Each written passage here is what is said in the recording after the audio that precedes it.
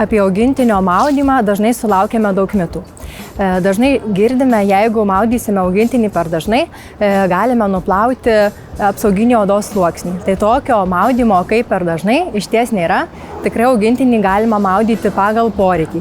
Tai tikrai, jeigu išeiname su augintiniu į lauką, norime nuplauti jam papilvę ar tai pėdutes, reguliariai lankytis kirpykloje, arba jeigu augintinis miega su mumis toj pačioj lovoj, tai tikrai norim, kad jisai mums kvepėtų, būtų švarus, tvarkingas, tai tokiu atveju tikrai galime jį maudyti, kad ir kas antrą dieną. Tačiau toks dažnas maudymas galimas tik tuomet, kai naudojame būtent skirtas augintiniams odos ir kailio priežiūros priemonės. Žmonių šampūnas, kaukė, kondicionierius yra visiškai augintinių odai netinkamas, kadangi skiriasi odos pH lygis. Tai jeigu naudojame žmonių šampūną ar tai kondicionierių, tai tikrai galime pastebėti, kad augintinio plaukas pradėjo riebaluotis, o oda pleiskanoti ir augintinis gali išties pradėti netgi kasytis. Tai kokios tos augintinių priežiūros priemonės turėtų būti? Tai svarbiausia, odos ir kailio priežiūros priemonės augintiniams turėtų būti natūralios.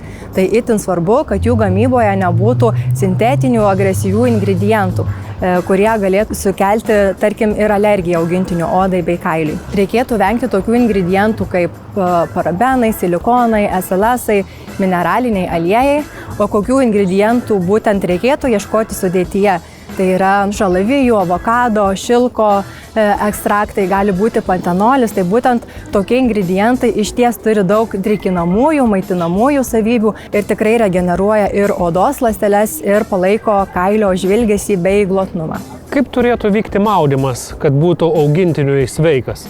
Taip, tai tikrai žinome, kad vieno šampūno valymo neužtenka, negalime plauko tiesiog išplauti ir palikti jo nekondicionuoto. Tai mes naudojame 3 žingsnių sistemą. Tai pirmame etape mes naudojame valymo šampūną, su kuriuo išvalome nešvarumus, dulkes iš pačio odos ir kailio. Na, o tuomet seka antrasis žingsnis, tai antrajame žingsnėje naudojame ir taikome jau funkciją. Tai funkcijos gali būti skirtingos, ar tai drėkinimo, ar tai maitinimo, ar tai norime apimties pačiam kailiui suteikti.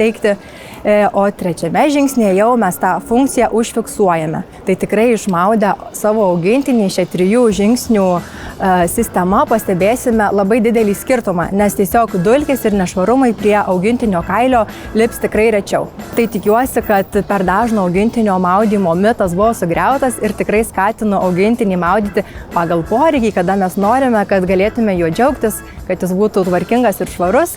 Tik nepamirškime pasirinkti specialiai augintiniams sukurtų odos ir kailio priežiūros priemonių.